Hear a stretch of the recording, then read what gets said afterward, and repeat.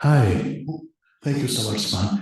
And it's wonderful. It was really a delight to be here and a great honor. I should pass on that Rael Khan is on his way, but he was stuck in traffic. And I just found out today that there's traffic in LA. It's a real thing. So it's really a delight to talk to this group in particular about some of the work that I've been doing with mindfulness-based cognitive therapy. It's one of my, I'll admit, I'm sort of biased. It's one of my favorite interventions.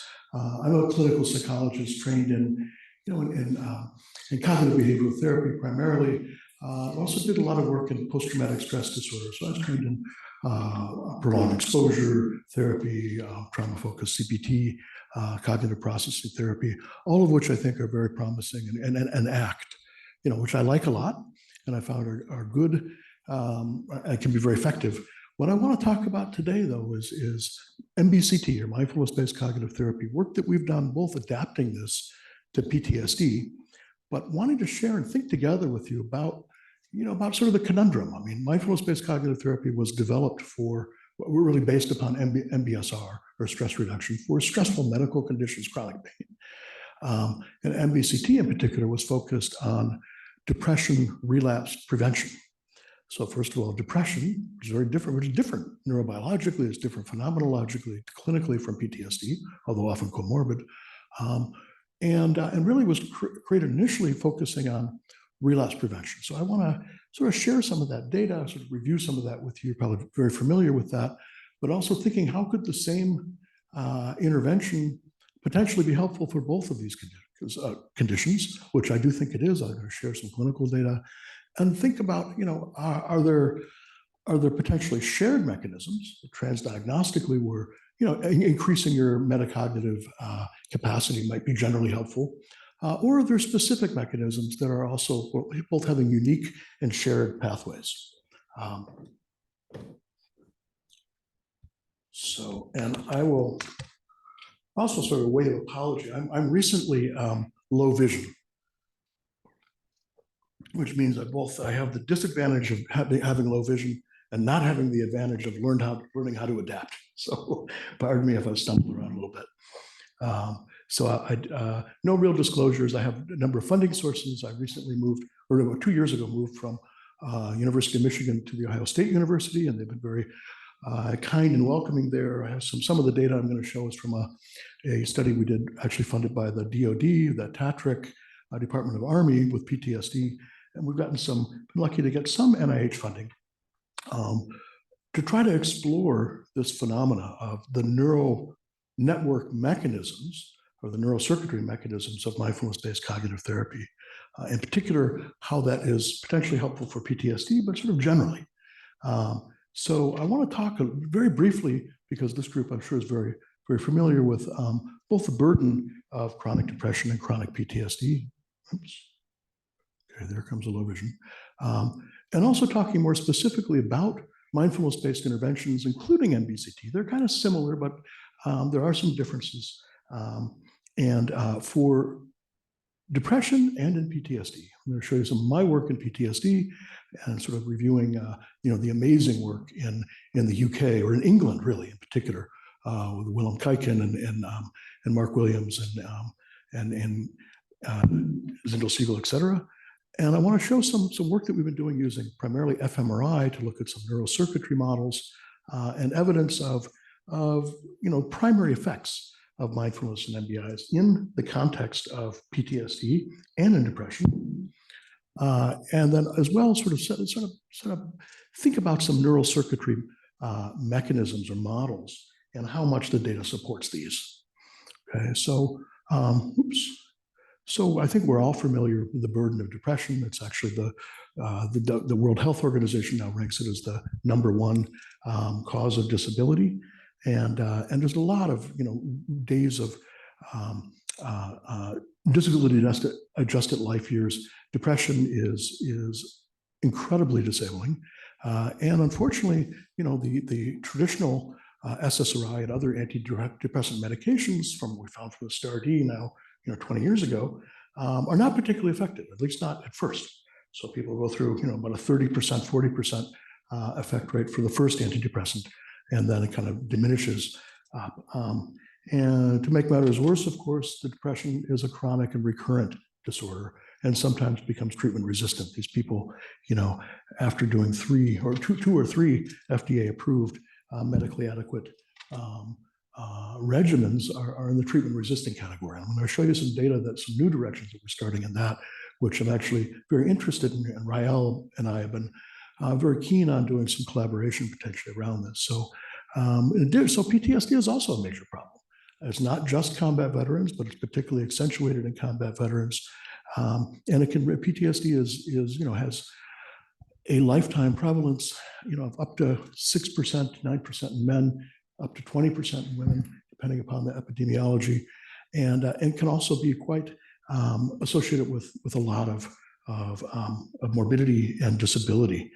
And the good news is, of course, there's great treatments out there for PTSD, particularly prolonged exposure, which sort of an exposure-based intervention based upon the extinction of conditioned fear responses, which really caught the ear of the Department of Veterans Affairs and became the dominant model in the VA for many years. Well, there's actually, unfortunately, some problems with that, and that many people respond very well to prolonged exposure, but actually many people don't. And if you actually, there's been some great work looking at these RCTs, and when we sort of look at all the dropouts and the people who don't agree to doing this treatment, there's an unmet clinical need. So everybody probably recognizes John Kabat-Zinn, I think, at least 40 years ago, and Saki Santarelli a little bit more recently. So sort of one of the initial and popularizing mindfulness-based interventions was, of course, MBSR, and it really has, sort of so many different applications. And but it's important to say that it's not a panacea. It is actually helpful in many different ways, but the effect sizes are moderate. And it includes, I'm going to skip that. So effect sizes, this is from this Goyal 2014, or 10 years ago now, which is really not just looking at MBSR, looking at a bunch of things, but sort of generally moderate effect sizes of meditation-based interventions for stress, for actually lowest for stress, interestingly, but for things like depression, anxiety, and pain. So possibly some of this is kind of a floor effect. And similarly with movement-based interventions. Oops, I meant to skip that. So, and so mindfulness now finds its way into a lot of different interventions, including the classic MBIs, but also ACT, acceptance and commitment therapy, definitely has a strong mindfulness component as a concept, maybe not as much direct meditation, and similarly with dialectical behavior therapy. So the idea of mindfulness has been around now. It's very seeped into a lot of therapy. So I want to talk primarily now about its application to depression and PTSD. So this is Zindel Siegel, and this is actually the first edition of the mindfulness-based cognitive therapy manual. The second edition is actually quite different, but also very good. It's really developed for depression relapse prevention. And I'm going to show you some, you're probably very familiar with this data, that it has pretty strong effect size. So there's a thing here. Oh, I see. I have to click that. Okay, so the curriculum, I'm not going to spend time on, but there are kind of within MBIs a number of different introductory mindfulness exercises, the raisin exercise, the body scan, but really the meat, if you will, or the tofu or the protein, whatever it is for the vegans, is this idea of applying mindfulness meditation, particularly to difficulty, sitting with a difficulty, and finding ways to bring and shift, identify the wandering mind, identify whether it's neutral, bad, or otherwise, but really bringing attention to the object. There's different ways that we do that. There's a group process as well, I think, which is important. So Zindel Siegel and company, found this is from 15 years ago, that MBCT was pretty good for decreasing depression relapse prevention. It was actually, and this has been replicated, this is by Helen Ma in Wales, and it was particularly good for people who had multiple previous episodes of depression. So, and again, maybe sort of a floor effect that people who are the most depressed and have the highest levels of relapse benefit the most from mindfulness-based interventions. And this is a study showing that actually MBCT plus placebo was as effective as continued antidepressant. And which I think this is really what turned this was again 2011, so 14 years ago. But I think really made an impact that actually mindfulness is not fluff. It's a real intervention, and it has a psychological mechanism. So it begs the question, what are the neural mechanisms? This is again one of the large meta-analysis by Willem Kuyken in the UK system, the NHS. Finding again, I'm not going to go into the detail because it's complicated, but if you just look at the right end of the curve here, this is showing the effect size versus the propensity to depression. This is adding things like childhood adversity, number of depressive episodes. So for the people that are the most treatment resistant and the most chronic, mindfulness-based cognitive therapy has the biggest effect. So what is the effect? So this is a very simple slide. I stole from Zindel-Siegel from a 2002, so quite an old slide. But the idea is that there's some sort of vulnerability, and the vulnerability is associated with a particular mode of mind. Diathesis, kind of boring, but this idea of potentially ruminative mind, or mind that is concrete, or a mind that tends to take seriously a lot of difficulties and ruminate on them, or to persist, to perseverate.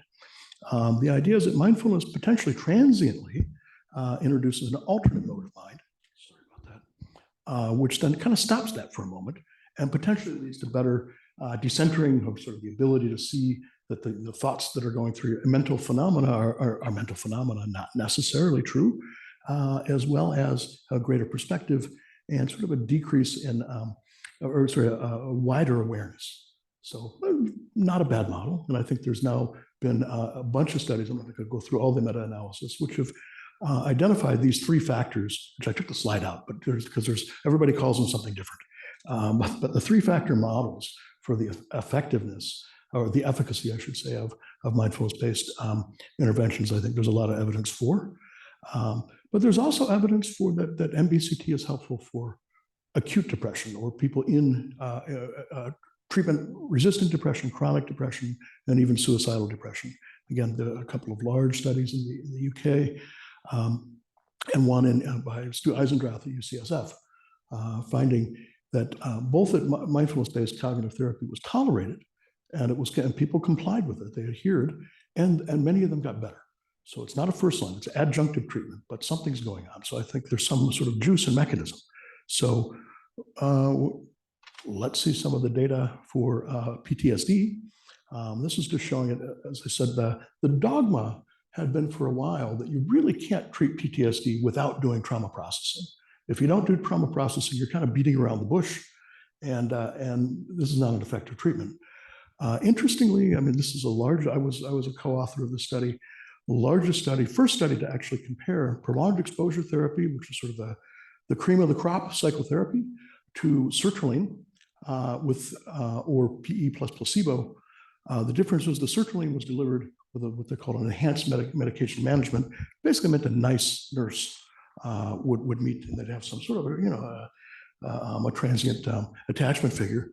Well, the interesting thing is that there was no difference in the efficacy. So sertraline plus a nice provider did just as well as prolonged exposure. And in this particular VA study, it was 4 sites, including Harvard, Stanford, San Diego, Michigan, and Savannah. But the interesting thing is the dropout rates were very different. There was a 50% dropout in PE. There was a 25% dropout in sertraline. So just to sort of, maybe to this crowd, I probably don't need to set this up, but I think early in my career, I got a lot of criticism, a lot of pushback. Like, why would you do mindfulness with people with PTSD? You don't do something better. It's like, well, I think there is there's theoretical and empirical rationale. So I'm showing on the right-hand side sort of intrusive memories, avoidance, emotional negativity, and numbing, and hypervigilance. These are the core symptoms of PTSD from DSM-5. And of course, how these things are dealt with trauma exposure, imaginal and vivo exposure, et cetera.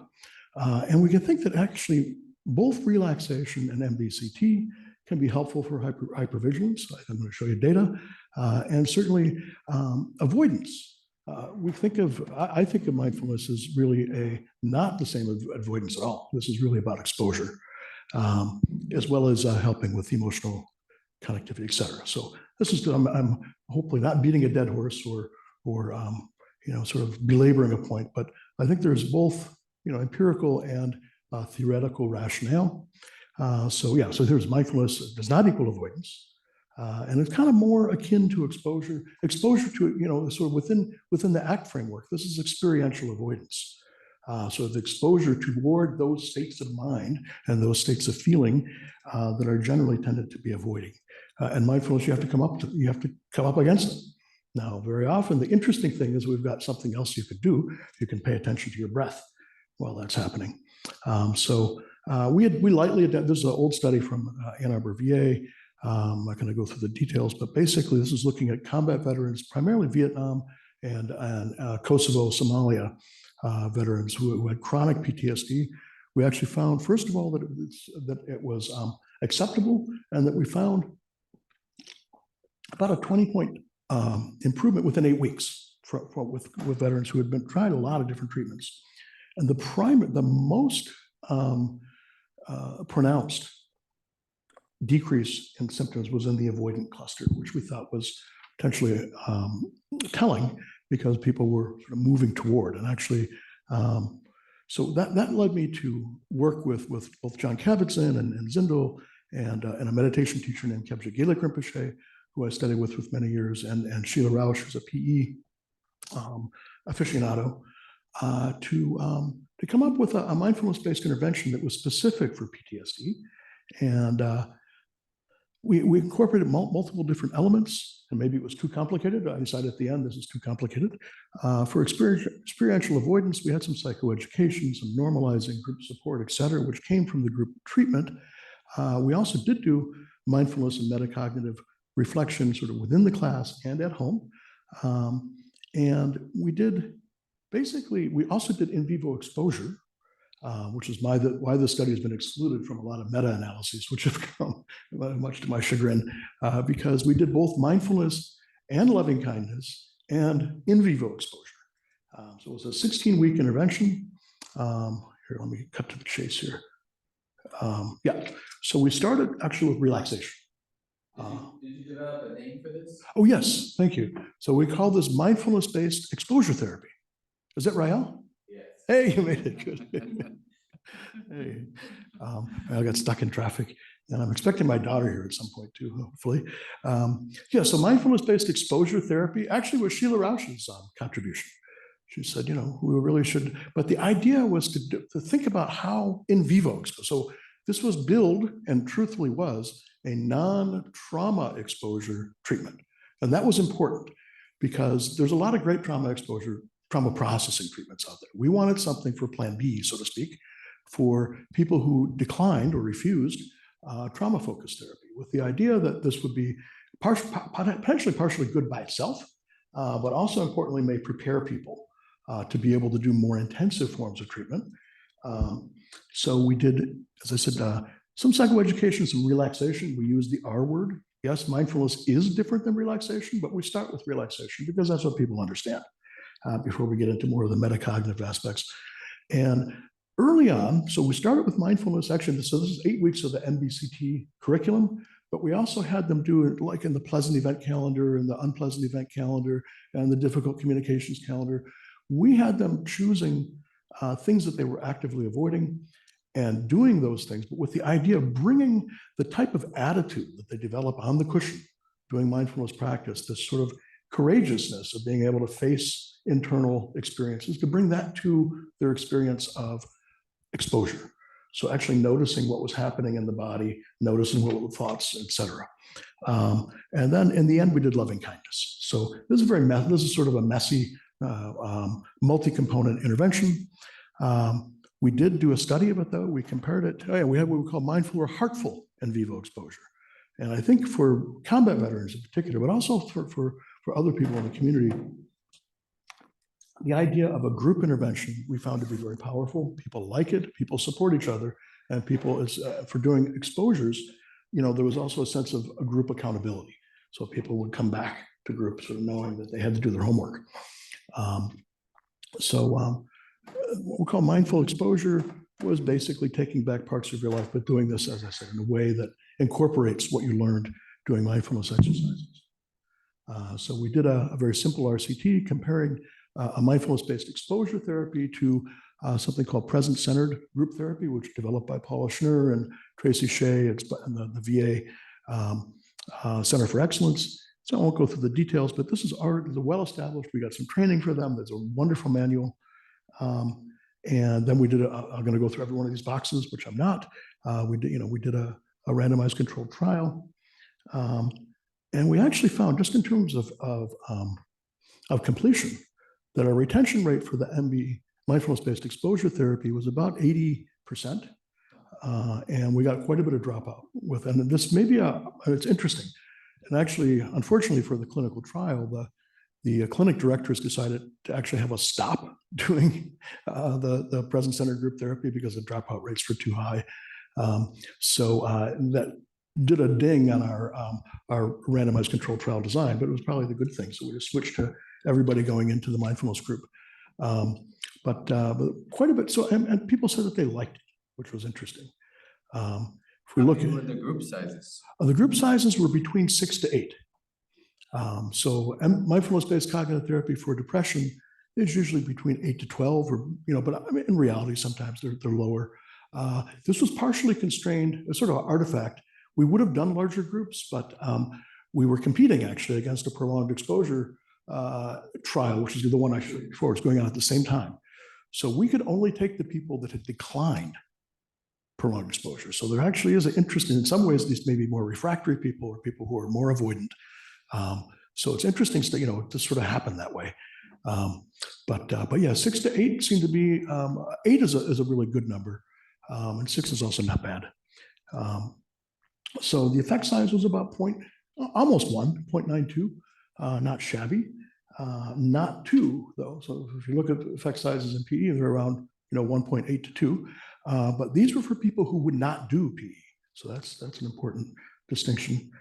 So this led to wanting to do some additional work. We got some funding in the form of a R61, R33. Basically, we also wanted a more active control group. So we used progressive muscular relaxation, which is in itself a efficacious mind-body intervention. But we really carefully sort of, with a fine-tooth comb, and we used sort of a Borkovic style PMR, which does bring it into daily. So it's similar, we used a PMR exercise, which was similar to the 3-minute breathing exercise, to be really fair.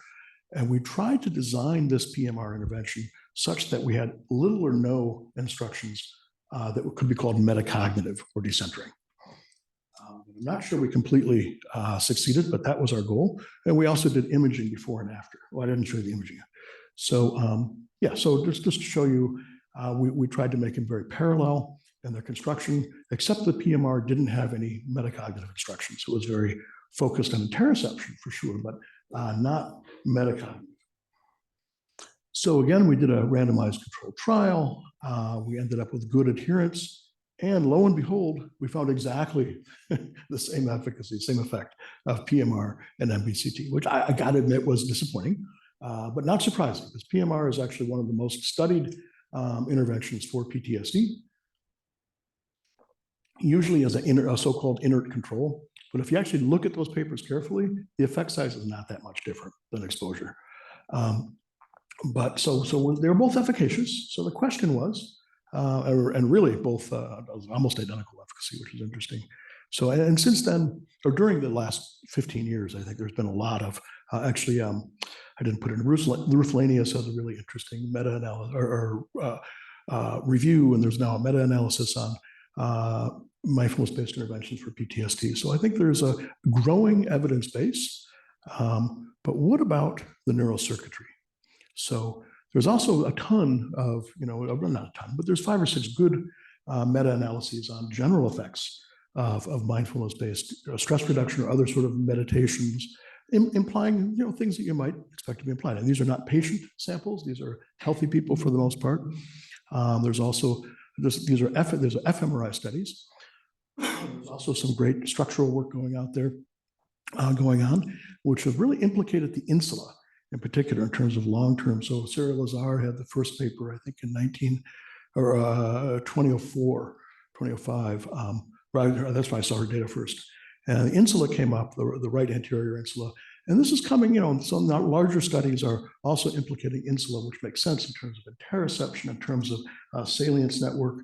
But I want to talk specifically about patient groups. So I just want to mention this, and also with an appropriate acknowledgement that mindfulness, as done in clinical interventions, is a particular type, or actually kind of a hodgepodge, I would even say, of different meditative types that are not traditional.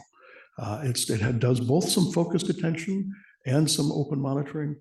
This is a sort of a Salvador Dali-esque graph by John Dunn and Cliff Saran. And this idea that different meditative states are engaging these different dimensions of psychological processes.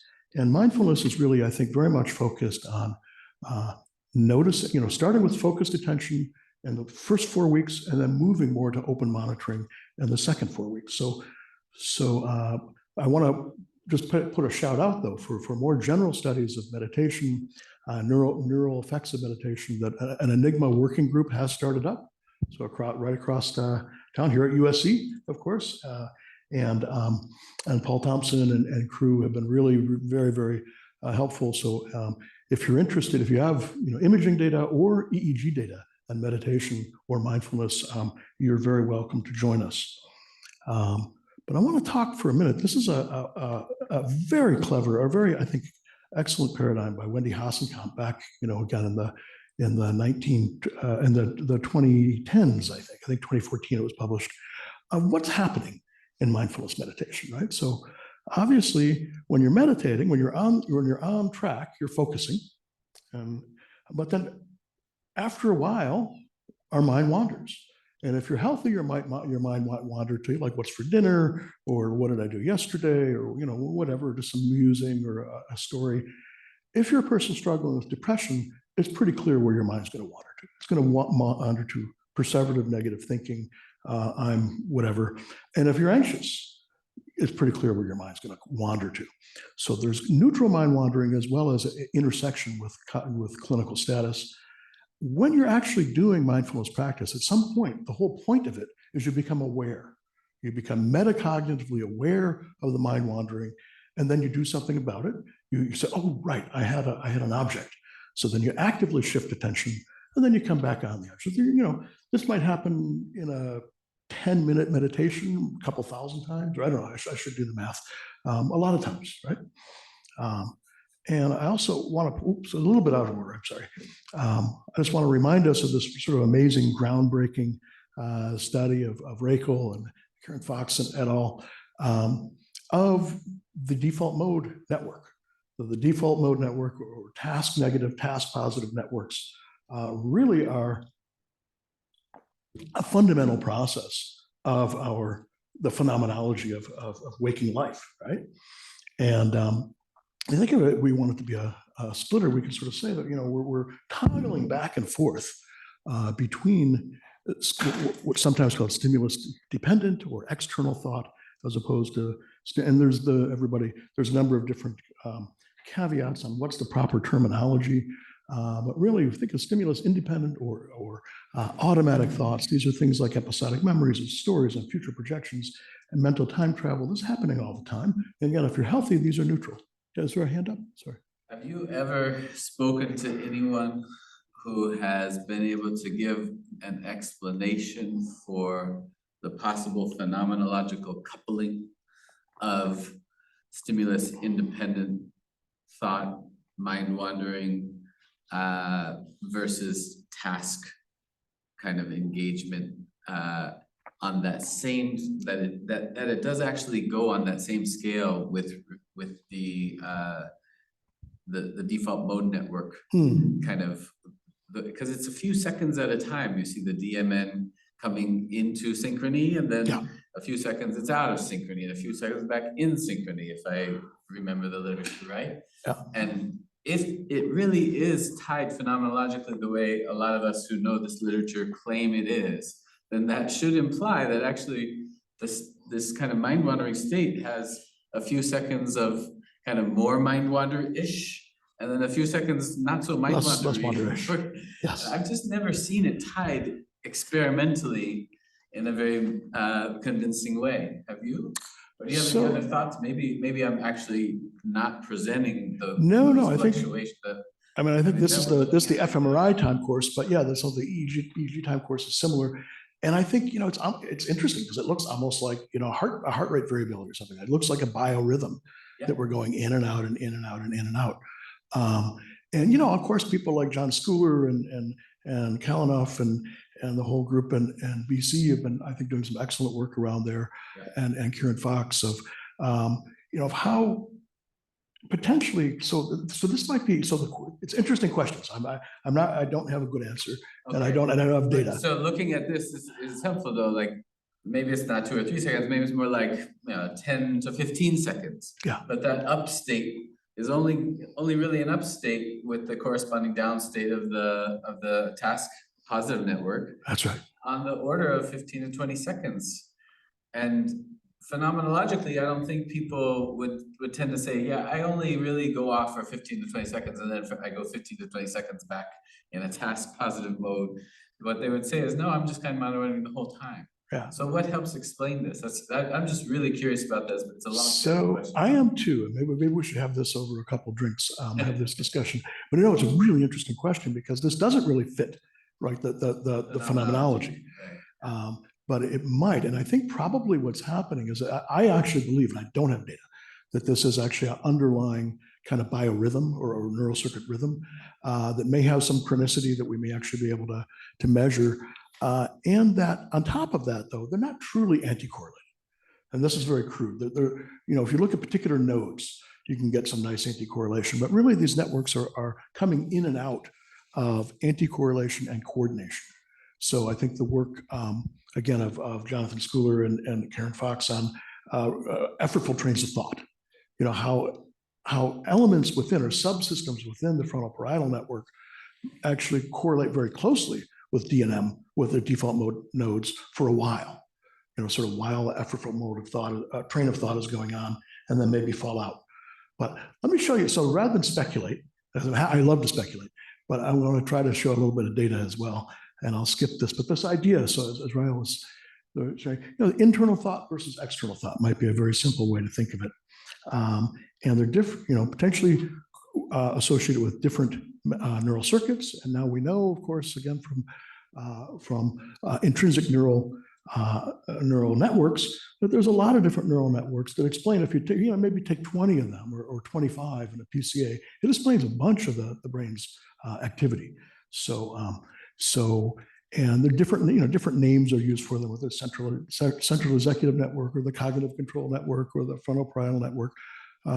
But these networks exist, I believe, and they probably are. This is from a monograph of Leanne Williams back several years ago, that probably, you know, that psychiatric problems like depression and like PTSD are really network abnormalities or network dysfunctions. And so if you'll excuse me bear with me for a moment. If we think sort of, you know, if we think of the default mode network as really being within the stimulus independent internal thought, and these different attention networks, well, they kind of toggle back and forth, you know, on a bottom up and a top down manner. So the salience network, really the amygdala, insula, dorsal ACC, toggling from the default mode is sort of the sync in a way. And effortful control is really within the frontal parietal network. And then the dorsal attention network is really signaling attention to external phenomena. So if we think about depression, so again, this is a cartoon. It's meant to be cartoonish. I often think of depression, many people do, as sort of overactive default mode and sort of a stuckness in a cycle. And the default mode is sort of particularly like the frontal, middle frontal, the medial frontal cortex is kind of overly, inappropriately hyperconnected with the subgenual ACC, for example, or other limbic circuits. And you kind of get this internalized system of stuckness. And you see that the external attention is really diminished, and this is characterized both by a decrease in the frontal-parietal network activity, and probably a decrease in salience network as well. And as I promised, so PTSD is very different in some ways. It actually has decreased default mode network activation. There's a lot of evidence for that. And so the story is, the emerging story is that PTSD is associated with decreased in default mode network, increased in salience network, so are the opposite of depression, but also decreased central executive network or frontal parietal. And so I made this little cartoon where the red part is the salience network being overactive, and the connections between the central executive and the default mode being underactive. So if we come back to this sort of yin yang or this toggling, it's really, we can either have a bottom up. If you're playing basketball, you're daydreaming, somebody shouts at you, hey, there's a salience, and will kick you into a more externalized state, or a volitional top down, involving again, using Leon Williams cartoons. So how does that relevant to what's happening in mindfulness practice? Well, again, we have mind wandering with default mode. We become aware of the mind wandering. This is a salience network. And then different configurations of attention network and frontal parietal sort of move us back to our state. So I look at, and this is cartoonish, it's very simple, but I think it might explain something as a way of what is happening during practice. Practicing this over and over and over again for 30 minutes, hundreds of times of going into mind wandering, becoming aware of mind wandering. So we can think of ways that, and this is so the syndrome of PTSD, and again, it's very messy, but it's both externalized and internalized, right? So I think this model kind of works for both any type of fear disorder. So PTSD, social anxiety, panic disorder, there's an exaggeration of cue, or a misinterpretation of external cues, which then get turned around into internal representations of fear, leading to avoidance, etc. So it's a messy thing, but so the difference between PTSD and MDD is really this additional external loop, but they're still stuck in an anxious and depressive rumination very often. So some data, I showed you the clinical outcome. Here's what we found using a posterior. So we were very interested again in the default mode network. So we chose a posterior cingulate seed shown here, and we just looked at the difference from pre to post. Oops, sorry. And what we found, I'm sort of showing, sort of a cartoon again, of an increased connectivity between the posterior default mode, posterior cingulate cortex, and bilateral dorsolateral prefrontal cortex. And this is showing pre and post. This is the mindfulness group. This is the present center group. And you see the large increase in only the mindfulness group. And this was actually fairly clean. If you look just within the mindfulness group itself, you didn't actually need it was whole brain corrected significant. So it was a relatively strong effect in this particular intervention. And it also importantly correlated with improvement in symptoms. The level of this connectivity between PCC and the left DLPFC correlated with the improvement in both avoidance and hyperarousal symptoms. I don't know what happened with intrusive. It's probably an issue of power. And we also saw— There's no correlation with the right side look like. There was not, no. So, and I don't know if that's meaningful or not. I mean, of course, type 1 error is always a concern, but type 2 error is also a concern. So this was a relatively small study, about 20 individuals. Let me show you a replication, because that's how we deal with type 1 error, right? We replicate it, hopefully. So similarly, we also saw an increase in connectivity between the PCC and the dorsal anterior cingulate. This was not correlated with symptom improvement. Again, I don't know why. Now, interestingly, this was 6 years ago now. So about the month after our paper came out, our friend David Cresswell also had some data very similar. And this was with healthy, unemployed people, stressed people, but again, showing a change they did a 3-day meditation retreat, a change in PCC or increased PCC DLPFC connectivity. Tommy Krall, working with Richie Davidson, tried to replicate this and did. actually found it was a little bit of a qualified replication, that she found it in healthy people with MBSR. You see in this little dot here. Like it was more on the right than the left in their case, huh? I think it was on the left as well, but I can check that out. But it was real. This was actually using Contool, but looking at basically looking at the, rather than doing a seed to voxel, this was a ROI to ROI. So it's a different way of doing the analysis, but basically found a similar thing. Interestingly, also found that there was an increase in the superior lateral fasciculus, this white matter tract connecting these two areas. And does it say left? I don't remember. Yeah, so we can figure that out. And also there was an increase that was related to the amount of practice. So the practice appears important. The sad thing was that she also did a 4-month follow-up, and it wasn't significant at 4 months. So it might be a use it or lose it kind of thing. I don't know the answer, but if we sort of look, and there's been a couple of other studies since then. So if looking at the study that we did, this also, I didn't show you, so Judd Brewer had previously published a really beautiful study, again, a small study, 20 lifelong meditators versus 20 highly matched controls. And the pattern of difference that he showed between PCC and DLPFC and dorsal anterior cingulate was really was pretty much identical to what we saw in a change in 16 weeks. And it was very similar to what Cresswell saw in a weekend, what Tommy Krall saw in 8 weeks of MBSR. And then now at University of Pittsburgh, Daniela Hafeman is working with a different population. These are adolescents with high borderline bipolar risk, and saw a similar. It's not the exact same area, but it's PCC increased to a DLPFC or more posterior. So and also so the work at Daniela and her mentor Susan Gabriele Whitfield is really doing some cool stuff using fMRI neurofeedback. And also finding sort of a similar thing that with neurofeedback, as you do a mindfulness task, you both decrease the overall default mode network and also decrease some connectivities between default mode and subgenual ACC. So as I said, we did a replication of the study, and we replicated it. So this was our initial study. This is our data that we collected in the R61. And this was a larger study, though 20 people in the mindfulness group, 20 people in a progressive muscular relaxation group. So it's also an active mind-body intervention. And these were not military veterans. These were people collected in the community. So it was mainly women, it was about 80% women.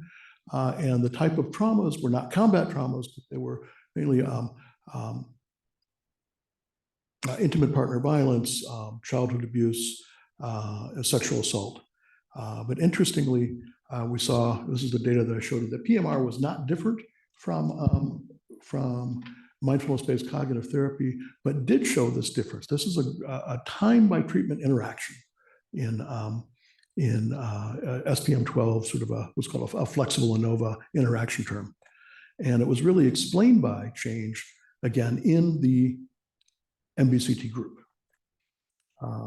What's interesting is that, again, the change, and this is in right DLPFC, I don't really believe it's lateral. I think it's both right and left. I think it's just a power issue, but I could be wrong. In this case, what we showed was the right DLPFC was stronger than the left. And what we also found was, this is just looking at clinical global impression, which goes from basically, no change to a slight change, moderate change, or very much improved. There's improvements, right? No improvement, slight improvement, moderate improvement, much improved. And again, looking at the blue bars, we see that the blue bars, which is just an extraction of the beta weights of the connectivity between PCC and DLPFC, and this time right, really correlated with clinical improvement. So we believe that this is actually potentially something, at least a concomitant or correlate of clinical efficacy, and possibly a therapeutic mechanism. Again, we also showed the PCC dorsal anterior cingulate This is from the previous study with VA.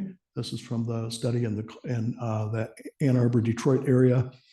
This is the interaction effect, and this is in the mindfulness group only. So why is it becoming more DMPFC than dorsal ACC? I'm not sure. So we're in the process of really digging into these data, but again, we're limited by the number. N is relatively small, still 20 per group. So collecting more data, and again, this was interestingly the dorsal ACC.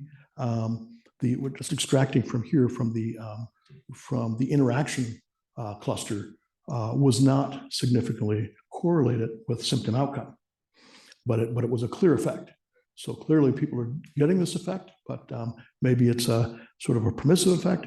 Interestingly, Haley Rarig and working with Kurt Warren-Jones did a really nice meta-analysis. This was a effect size meta-analysis and found actually PCC meta-analytically showed a cluster in dorsal ACC, which is pretty much overlapping with it. It was overlapping with our cluster.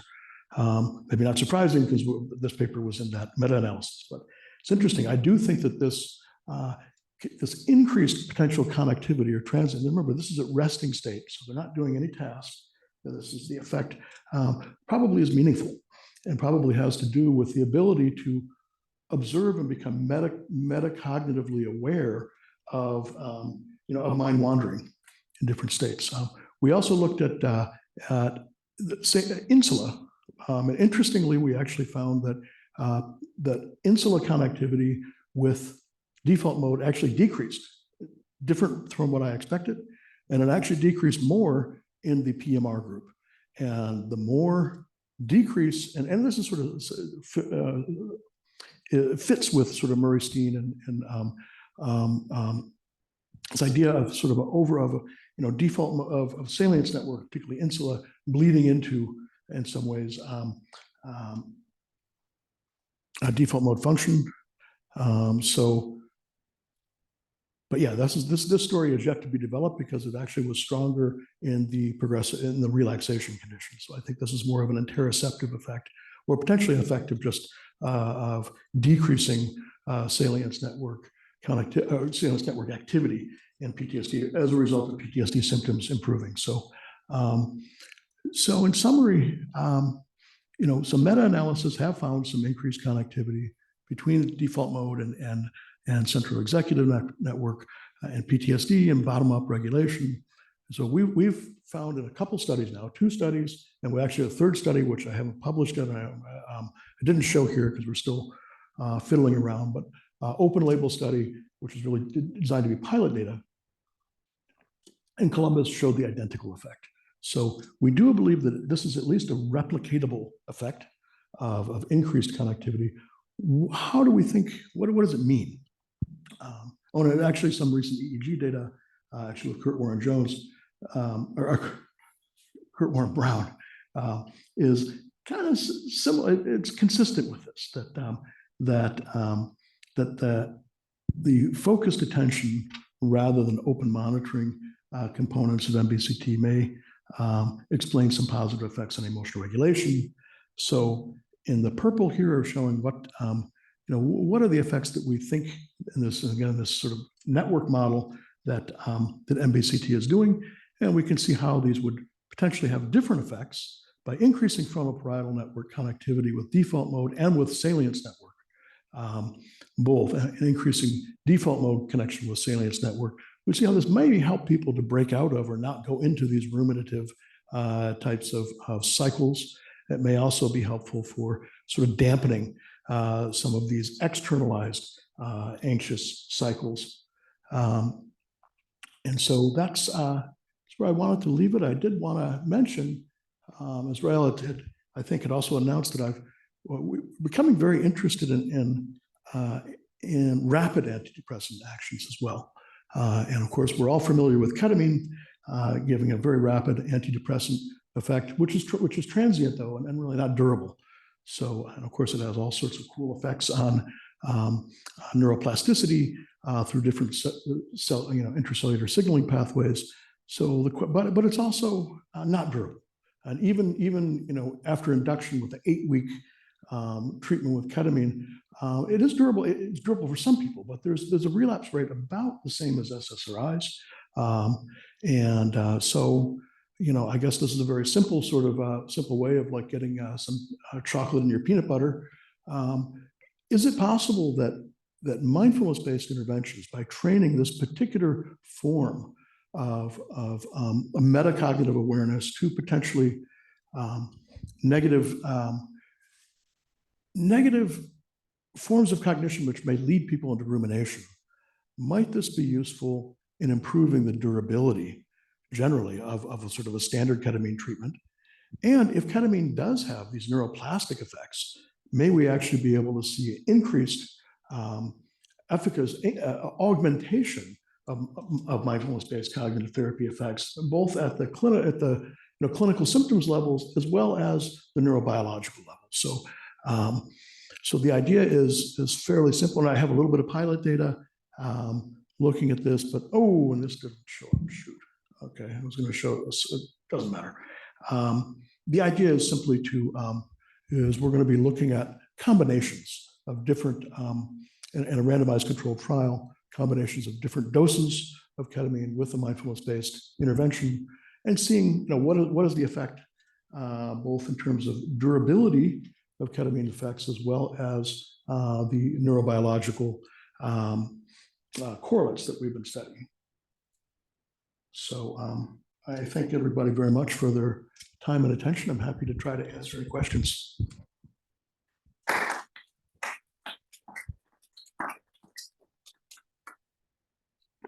And please just shout out because I can't see anybody in the audience. I'll start with one. Yeah. I know you are a meditation teacher, in addition to being a meditation researcher and neuroimaging researcher. And you've also, if I remember correctly, taught the meditation interventions for a great number of the studies you've done over the years. Is that correct? For the first two, not for the second two. I extracted myself for the reasons I suspect you're going to talk about. Well, I'm just interested to hear your perspective as a teacher in contrast to your perspective as a researcher. I think you presented your talk today more wearing your researcher's hat. Yes. And I'm curious to hear your thoughts about, and you've done a lot of meditation teaching for patients who are not in studies, correct? Including even currently to this day. Yeah. So you've had a lot of experience working with people, teaching them these mindfulness skills and seeing how it interacts with their full being, right?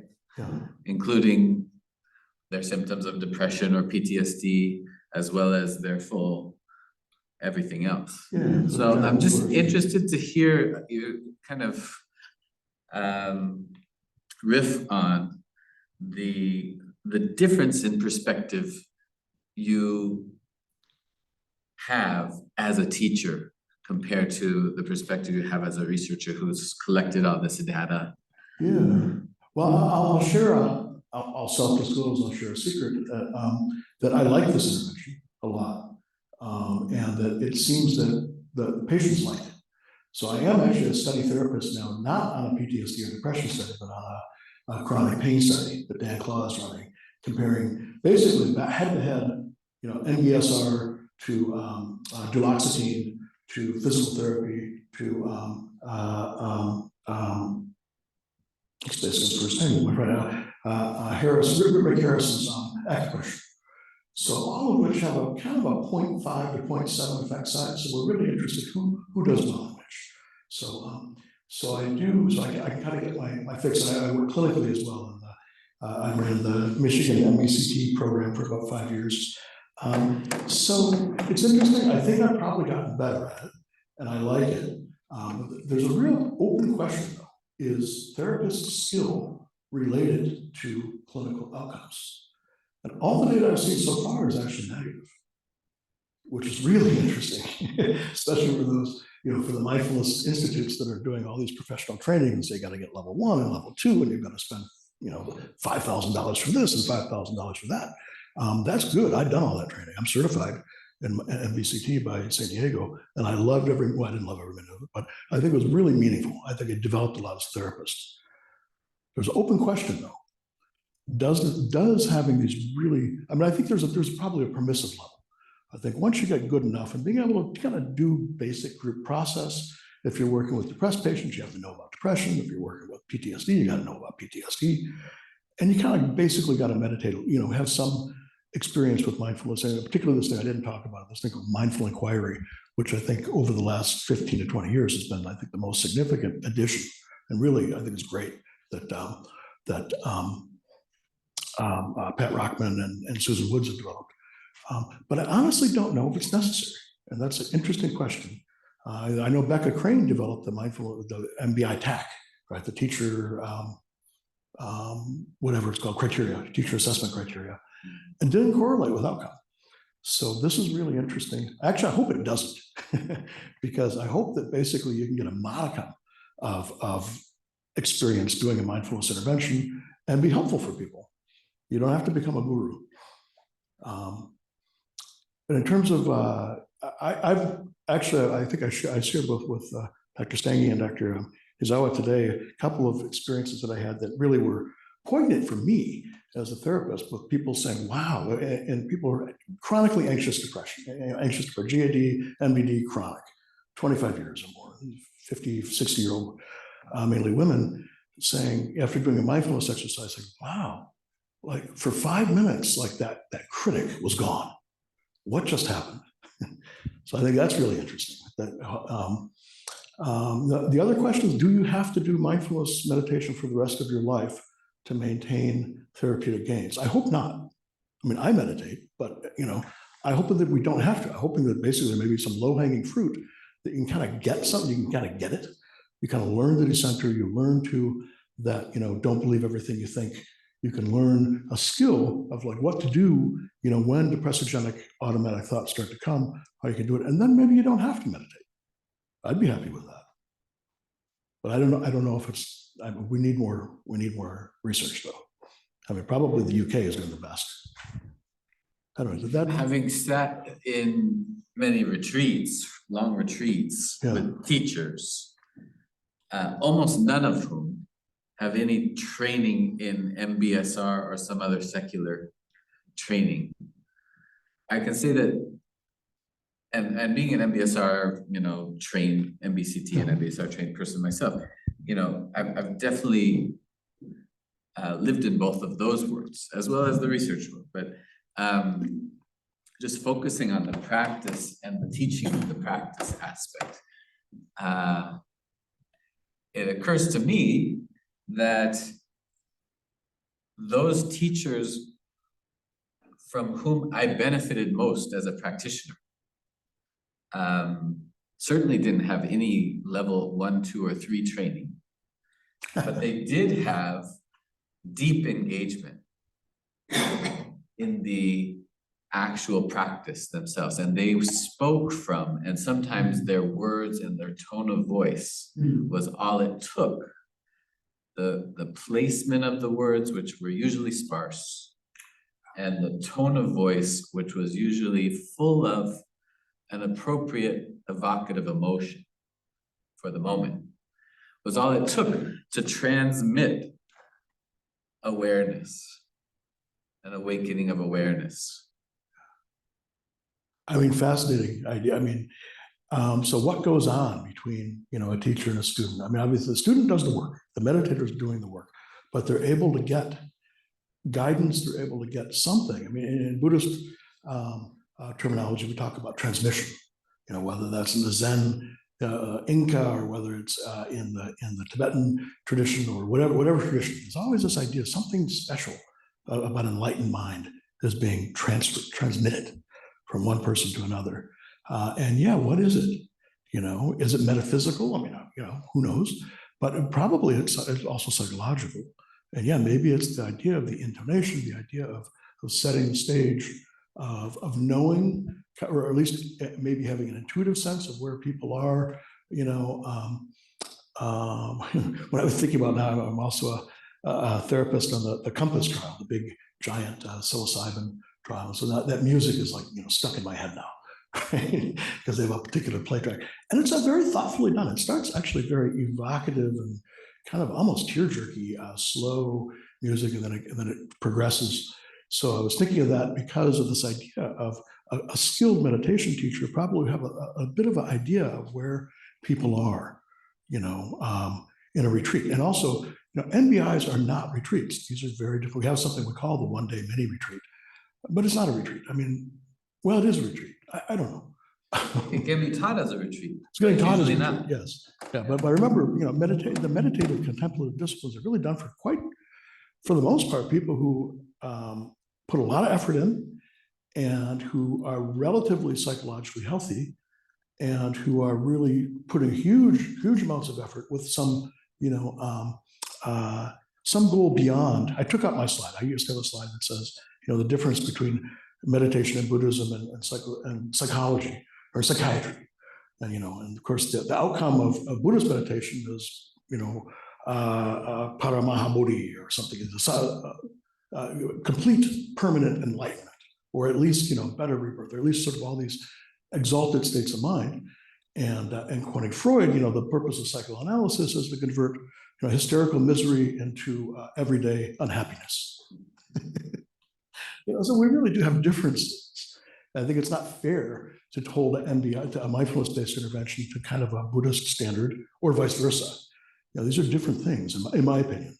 Somebody who's done a lot of Zen retreats and done a number of Tibetan retreats. I think that for me, though, I mean, I'll be very transparent in disclosing. I did an intensive, year-long stay in a Zen temple, and that actually was very helpful for a lot of childhood trauma that I had. So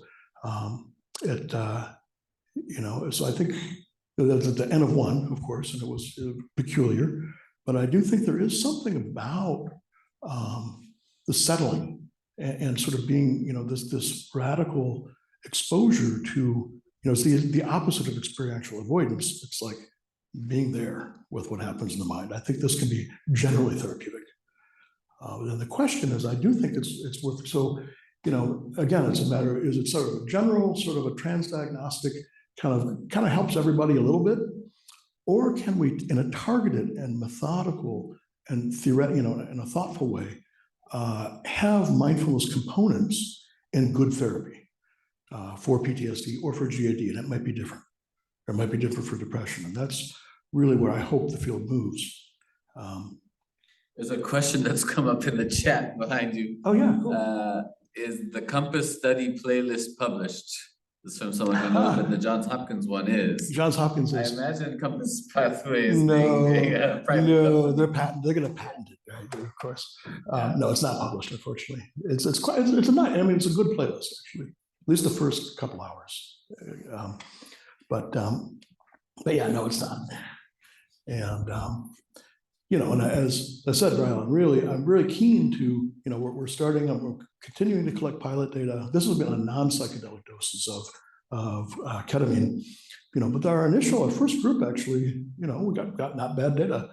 And the Ohio State research scanner quenched in August, which means basically took 2 to 3 months to fix it. So I've been a little bit behind now, but we're going to try to actually at least collect clinical data. So really eager if there's people who are interested, obviously a lot of people interested in neurobiology and major depression. I'd really would love to collaborate, and in early stages, I'm going to be funding some of this just out of institutional funds, but we're looking for NIH funds too. Any other questions? Anyone?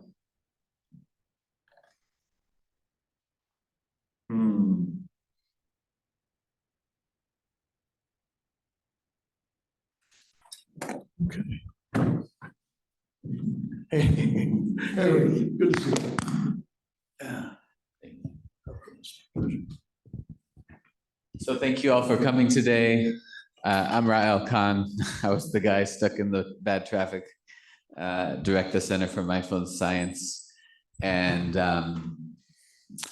yeah, I guess we'll finish up since there's no more questions.